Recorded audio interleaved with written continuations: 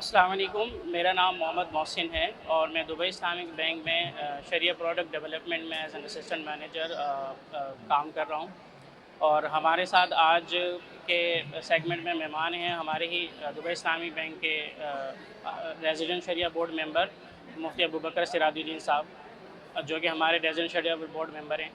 آج کی اس نشست میں مفتی صاحب سے جاننا چاہوں گا کہ آج ہمارے یہاں پہ اسلام آباد میں آنے کا مقصد، اس پر اگر مفتی صاحب اگر ذرا روشنی ڈالیں کہ ہم کس مقصد کے لیے یہاں پر بیٹھے ہیں اور کیا عام عوام کو اور اسلامک بینکنگ انڈسٹری کو اس حوالے سے کیا نتائج اس ایونٹ کے ہیں جو ہم حاصل کرنا چاہ رہے ہیں۔ جی مفتی صاحب۔ جی بسم اللہ الرحمن الرحیم۔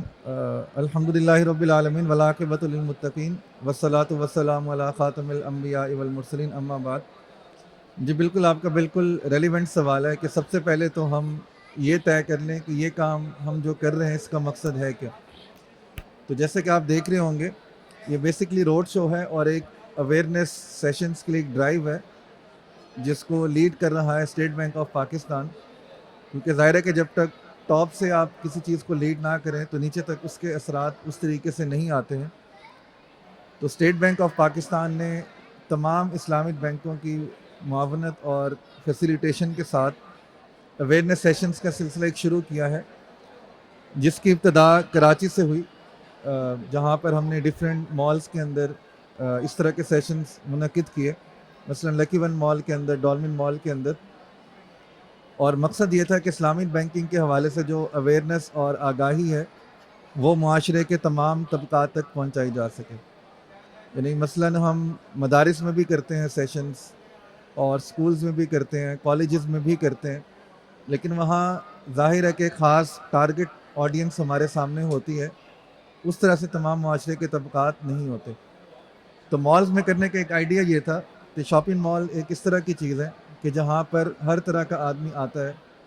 چاہے وہ معاشرے کے کسی بھی طبقے سے تعلق رکھتا ہو، چھوٹے بھی ہوتے ہیں، بڑے بھی ہوتے ہیں، خواتین بھی ہیں، مرد بھی ہیں، بچے بھی ہیں۔ تو ہمیں لگا کہ ایک ایسی جگہ ہے کہ جہاں پر ہم تمام لوگوں تک اپنا پیغام پہنچا بھی سکتے ہیں، اور اسی طریقے سے اگر کسی کے پاس، کسی کے ذہن میں کوئی سوالات ہوں اسلامک بینکنگ کے حوالے سے، تو وہ بھی آ کر یہاں پر ہم سے سوالات کر سکتے ہیں، ہم ان کا فیڈ بیک لے سکتے ہیں، اسلامک بینکنگ کے پروڈکٹس کو مزید بہتر کر سکتے ہیں، کسٹمرز کو سمجھتے ہوئے اور عام لوگوں کو سمجھتے ہوئے۔ تو یہ ایک مقصد تھا، اور ظاہر ہے کہ مصروفیت کی وجہ سے ہر آدمی کے پاس اتنا وقت نہیں ہوتا کہ وہ کسی اسلامک بینک کی برانچ میں چلا جائے یا کسی سے بات کر لے یا ای میلز کر لے۔ لیکن شاپنگ مالز اس طرح کی جگہ تھی کہ جہاں پر تمام طرح کے لوگ آ بھی رہے ہوتے ہیں، اور نسبتاً فراغت بھی ہوتی ہے، شاپنگ کے ساتھ لوگ جیسے باقی ایکٹیویٹیز کھانا پینا کر رہے ہوتے ہیں۔ تو 10-15 منٹ کے لیے اگر اس طرح کے اسٹالز کو وزٹ کر لیں گے اور پلیٹ فارم کو، تو ہمیں یہ امید ہے کہ انشاءاللہ جو غیر سودی بینکاری کے حوالے سے ایک مشن کہہ لیں یا ایک کاز جس کے اوپر بہت سارے لوگ مل کر کام کر رہے ہیں، تو یہ اس کے اندر مزید مددگار ثابت ہوگا۔ تو یہ ہمارا اسلام آباد میں سیشن ہے، اور اس کے بعد انشاءاللہ ارادہ ہے کہ ملک کے باقی تمام شہروں کے اندر بھی اس طرح کی جگہوں پر جا کر ہم اویئرنیس سیشنز کا انعقاد کروائیں گے۔ جزاک اللہ مفتی صاحب، اس ایونٹ کا جو مقصد ہے اس پر روشنی ڈالنے کے لیے۔ ہم صبح سے یہاں موجود ہیں اور کسٹمر، جیسا کہ آپ نے بتایا بھی، لوگ آ بھی رہے ہیں اور مختلف سوالات کر رہے ہیں۔ تو ایک بالکل ایک لے مین کی پرسپیکٹیو میں، اگر ایک عام کسٹمر کے پرسپیکٹیو میں ایک سوال کروں کہ ایک اسلامک بینک میں اور ایک کنونشنل بینک میں کیا فرق ہے، مطلب وہ کون سے چیدہ نکات ہیں کہ جس کے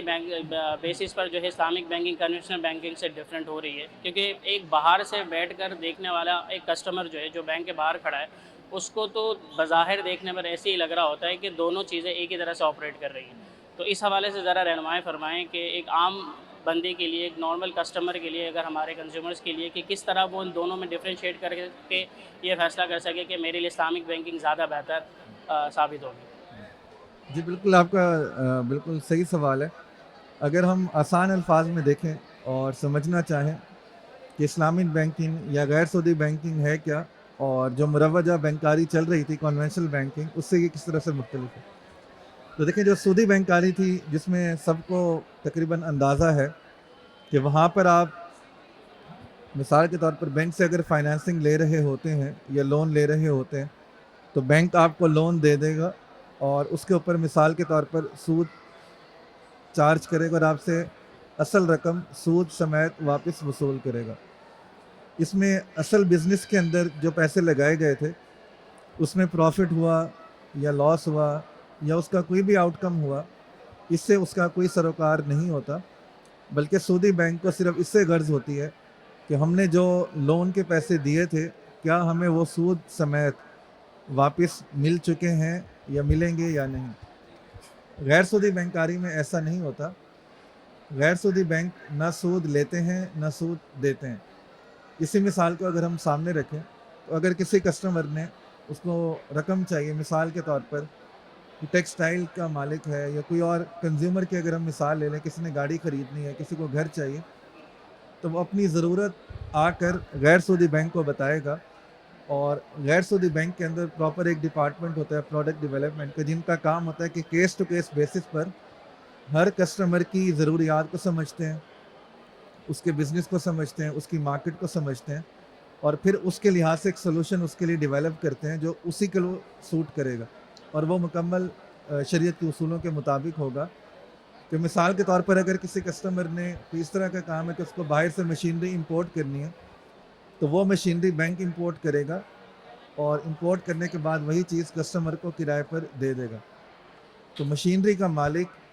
اس صورت میں بینک ہی ہوگا اور اس کے تمام نقصانات کا ذمہ دار بھی بینک ہی ہوگا اور اس کے اوپر بینک کرایہ وصول کر رہا ہوگا. تو خلاصہ یہ ہے کہ غیر سودی بینکاری کے اندر ہمیشہ کوئی نہ کوئی ایسٹس یا سروسز کا انوالو ہونا ضروری ہے، جن کا براہ راست تعلق ہوتا ہے غیر سودی بینک کے ساتھ. کہ غیر سودی بینک یا تو خریداری کر رہا ہوگا یا کوئی لیز کا یا رینٹ کا معاملہ کر رہا ہوگا یا کسٹمر کے ساتھ مل کر اس کے بزنس میں جو ہے وہ پارٹنرشپ کر رہا ہوگا. اور باقی جہاں تک بات ہے ریزلٹس کی، تو آؤٹ کم تو دیکھیں بظاہر ایک ہی لگے گا، اور یہ تو بحیثیت مسلمان پوری دنیا میں جب تک انسان رہ رہا ہوتا ہے تو اللہ نے ظاہر ہے کہ یہی دیکھنا ہے کہ آپ کی چوائسیز کیا تھی. کیونکہ ہمارے سامنے ہمیشہ دو ہی چوائسیز ہوتی ہیں کہ ایک راستے تک پہنچنے کے لیے ہم صحیح راستے کا انتخاب کریں یا غلط راستے کا انتخاب کریں. اگر ایک آدمی اپنے بچوں کو حلال کما کر دینا چاہتا ہے تو اس کے سامنے بھی یہی دو آپشن ہے کہ وہ حلال روزی روٹی کمائے، نوکری کرے، حلال کاروبار کرے اور اپنے بچوں کا پیٹ پالے. اور دوسرا راستہ اس کے سامنے ہوتا ہے کہ وہ رشوت لے لے، کوئی ڈاکہ ڈالے، کسی کا حق کھائے ناجائز، کسی کا وراثت میں حق مارے اور پھر اپنے بچوں کا پیٹ پالے. تو بظاہر تو اس کو دونوں صورتوں میں مقصد اس کا حاصل ہو جائے گا کہ اس نے اپنے بچوں کا پیٹ پال لیا. لیکن سوال یہ ہے کہ اس مقصد کو حاصل کرنے کے لیے اس نے کس راستے کا انتخاب کیا، کون سی چوائسیز تھی جو اس نے اڈاپٹ کی. تو اسی طرح سے غیر سودی بینکاری کے اندر بھی ہے کہ رزلٹ آپ کو سیم ہی لگ رہے ہوں گے، لیکن آپ نے یہ دیکھنا ہوگا کہ اس پرپز کو حاصل کرنے کے لیے یا اس مقصد کو حاصل کرنے کے لیے آپ نے راستہ کون سا انتخاب کیا، سود والا راستہ یا غیر سودی راستہ. اور باقی یہ کہ بظاہر اگر اس کے بعد بھی اگر کسی کے ذہن میں کوئی سوالات ہوں تو یہاں آ کر بھی جیسے ہم سے لوگ پوچھ رہے ہوتے ہیں لائیو سیشن میں بھی پوچھ سکتے ہیں. اسی طرح تمام اسلامک بینکوں کی ویب سائٹ کے اوپر باقاعدہ کانٹیکٹ انفارمیشن ہے، یہ تمام آڈینس کے لیے میں شیئر کر رہا ہوں. تو وہاں کر جا کر آپ کال بھی کر سکتے ہیں، ای میل بھی کر سکتے ہیں، کسی برانچ میں جا کر آپ ان سے کہہ سکتے ہیں کہ ہماری بات اپنے آپ اسلامک یا شریعہ ڈپارٹمنٹ کے لوگوں سے کروا دیں. جزاک اللہ مفتی صاحب، آپ نے بہت ڈیٹیل رسپانس کیا، لیکن میں اگر یہ دیکھوں کہ آپ کا جو جواب تھا وہ زیادہ طور اس حوالے سے تھا کہ کوئی کسٹمر مثال کے طور پر اگر ہوم فائنینس کے لیے آنا چاہتا ہے یا آٹو فائنینس کے لیے آنا چاہتا ہے تو ایک اسلامک بینک کس طریقے سے کس مختلف انداز میں جو کنوینشنل بینک سے مختلف طریقے سے فائنینسنگ کرتا ہے. صبح یہاں پہ ایک کسٹمر نے بھی ڈپازٹ سائل کے حوالے سے بھی مجھ سے ہم سے سوال کیے، اور میں آپ کی اس کیا نام ہے سیگمنٹ کے وساطت سے عام ناظرین تک بھی یہ بات پہنچانا چاہوں گا کہ اس حوالے سے بھی ذرا آپ روشنی ڈالیں کہ ایک عام کسٹمر آگے جب ایک سودی بینک میں یا ایک اسلامک بینک میں اگر ڈپازٹ جمع کراتا ہے تو ایک اسلامک بینک اس کے ڈپازٹ کو کس طور سے دیکھتا ہے، اور وہ جو ایکسپیکٹڈ پروفٹ کی جو آگے کمیونیکیشن کی ہے اس کا بیک اینڈ پہ ایک عام اس کسٹمر کے سمجھنے کے لیے، ایک لے مین کے سمجھنے کے لیے کہ کس طرح اسلامک بینک ڈفرینشیٹ کرتا ہے ڈپازٹ سائٹ پہ ایک کنونشنل بینک سے، اس حوالے سے ذرا اگر آپ کچھ تو ارشاد فرمائیں. جی بالکل، یہ بہت لوگوں کے ذہن میں سوالات ہوتے ہیں. کیونکہ بہت سارے لوگ غیر سودی بینک میں پیسے اس لیے نہیں رکھ رہے ہوتے کیونکہ ان کو اطمینان نہیں ہوتا کہ اس کے اوپر جو بھی پروفٹ آ رہا ہوگا وہ حلال ہوگا یا نہیں ہوگا. تو میں تھوڑا سا میکانزم یہاں پر تفصیل سے بیان کر دیتا ہوں کہ جب آپ کسی غیر سودی بینک کے اندر پیسے رکھتے ہیں سیونگ کے مقصد سے، تو وہ غیر سودی بینک ان پیسوں کو لگا رہا ہوتا ہے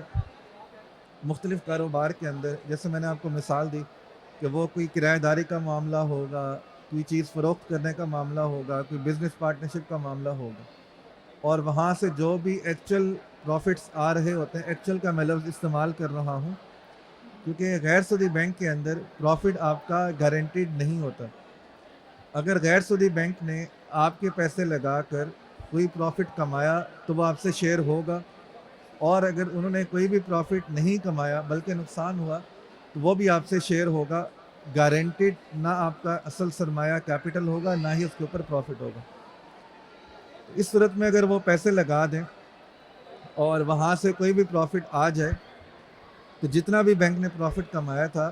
تمام پولز کے اندر جہاں پر پیسے لگائے گئے تھے اس کا 75% جو ہے نئی انسٹرکشنز کے مطابق وہ ڈپازٹرز میں تقسیم ہوگا. اب ظاہر ہے کہ آپ بھی جانتے ہیں کہ کاروبار کے اندر کبھی بھی یہ طے نہیں ہوتا کہ ہر ماہ ایک ہی طرح کا نفع آ رہا ہوگا. کبھی آپ کو نفع آ رہا ہوگا 10% کاروبار کے اندر، کبھی 12%، کبھی 14%. تو ہر مہینے آپ کے جو پروفٹ ریٹس ہوں گے وہ چینج ہو رہے ہوں گے. تو اس میں کسٹمر کے ساتھ جو معاملہ ہوتا ہے غیر سودی بینک کا، وہ ہوتا ہے کہ غیر سودی بینک اس کے بہاف پر وہ پیسے لگا رہا ہوتا ہے اور پروفٹ شیئرنگ کا ایک تناسب طے ہو جاتا ہے. تو کچھ حصہ اس پروفٹ کا غیر سودی بینک رکھ لے گا اور باقی حصہ جو ہے وہ طے شدہ تناسب کے لحاظ سے وہ کسٹمرز کے درمیان تقسیم ہو جائے گا. اور چونکہ اصل کاروبار کے اندر فلکچویشنز آ رہی ہوتی ہیں پروفٹ کے لحاظ سے، لاس کے لحاظ سے، تو یہاں پر بھی فلکچویشنز آ رہی ہوں گی. اب ایک سوال ہوتا ہے کہ لاس کبھی ہم نے دیکھا نہیں. تو وجہ یہ ہے کہ ایک ڈپازیٹر نہیں ہوتا، بینک کے ہزاروں ڈپازیٹرز ہوتے ہیں اور وہ پیسے بھی کسی ایک ہی کاروبار میں نہیں لگے ہوتے. تو مثلاً اگر بینک نے 50 کاروبار میں پیسے لگا دیے تو ہو سکتا ہے 2 کاروبار میں نقصان ہو، 3 میں ہو، 5 میں ہو. نیچرلی یا پریکٹیکلی ایسا ممکن نہیں ہے انلیس کہ کوئی بہت بڑی آسمانی آفت آ جائے یا کوئی اس طرح کا سچویشن آ جائے کہ 100% تمام 50 کاروبار کے اندر ہی نقصان ہو جائے. تو اگر نقصان آتا بھی ہے تو اس کا حتمی نتیجہ یہ نکلتا ہے کہ کسٹمر کے جو پروفٹ آنا تھا اس کے پوائنٹس میں کچھ کمی آ جاتی ہے. یعنی اگر پہلے 10% آنے تھے تو 9% آ جائیں گے. لیکن ایسا تقریباً نہیں ہوتا کہ بالکل اس کا اصل سرمایہ ہی ڈوب جائے اور کسی قسم کا پروفٹ نہ آ رہا ہو. بہت ساری چیزیں ایسی ہوتی ہیں جو ظاہر ہے کہ بینکوں میں ہو رہی ہوتی ہیں یا اسٹیٹ بینک کے لیول پر، اور عام آدمی کو اس طرح ڈائریکٹ نالج نہیں ہوتا. تو میں تھوڑا سا شیئر کر دوں. اسٹیٹ بینک نے ایک نظام وضع کیا ہے شریعہ گورننس فریم ورک کے لحاظ سے، جس کا مقصد یہ ہے کہ پاکستان میں جو بھی بینک اسلامک بینکنگ کے نام سے کام کر رہا ہوگا تو وہ ایک تمام بینکوں کا نظام یکساں ہونا چاہیے. ایسا نہیں ہونا چاہیے کہ ایک بینک میں 4 مفتی حضرات ہیں، کسی میں 2 ہیں، کسی میں 3 ہیں، ٹھیک ہے، اور طریقہ کار مختلف ہے. ایسا نہیں ہونا چاہیے. اب طریقہ کار یہ ہے کہ تمام اسلامک بینکوں کے اندر جو شریعہ اسکالرز ہوں گے یا شریعہ بورڈ ہوگا ان کا فٹ اینڈ پراپر کرائٹیریا ایک ہی ہے. یعنی ایک ہی قسم کی اسکل سیٹ ہوگا، ایک قسم کا نالج ہوگا. اور پھر اس کے علاوہ تقریباً 4 طرح کے آڈٹس ہوتے ہیں ہر اسلامک بینک کے اندر. ڈفرینٹ ڈپارٹمنٹس کر رہے ہوتے ہیں، شریعہ کمپلائنس بھی، آڈٹ بھی، ایون ایکسٹرنل لوگ بھی کر رہے ہوتے ہیں. اور اسٹیٹ بینک میں باقاعدہ خاص شعبہ ہے اور گروپ ہے اسلامک فائنانس کے حوالے سے. تو وہ لوگ بھی بہت کام کر رہے ہوتے ہیں پوری اسلامک بینکنگ کے لیے. اور اسلامک بینکوں کی جو نگرانی یا مانیٹرنگ ہوتی ہے اسلامک بینکنگ کے حوالے سے اور شریعہ کمپلائنس کے حوالے سے، تو وہ یہ گروپ اس کو دیکھ رہا ہوتا ہے. اور مقصد یہ تھا کہ عام لوگوں کو کانفیڈنس آ جائے کہ جو کہا جا رہا ہے یا جو تھیوری ہے ریالٹی کے اندر اور پریکٹیکلی بھی وہی کام ہو رہا ہے جو زبانی بتایا جا رہا ہے. اور صرف اسٹیٹ بینک نہیں ہے، کیونکہ ظاہر ہے کہ بینکنگ کے علاوہ بھی باقی کاروباروں کے اندر اسلامک فائنانس کے اپلیکیشن ضروری ہے. تو ایس سی سی پی بھی کام کر رہا ہوتا ہے اور بہت سارے ادارے ہیں جنہوں نے اپنی ذاتی طور پر اپنے پوری کمپنی کے اندر اسلامی جو قوانین ہیں ان کا اپلیکیشن کی ہے. تو ہماری تو یہی کوشش ہوتی ہے کہ صرف بینکاری ہی نہیں بلکہ بینک سے ہٹ کر جو بہت بڑا ہمارے اکانومی کے شعبے جات ہیں ان کے اندر بھی تمام قوانین اور تمام جو کاروباری سرگرمیاں ہیں وہ ساری کی ساری شریعت کے قوانین کے مطابق ہی ہونی چاہیے.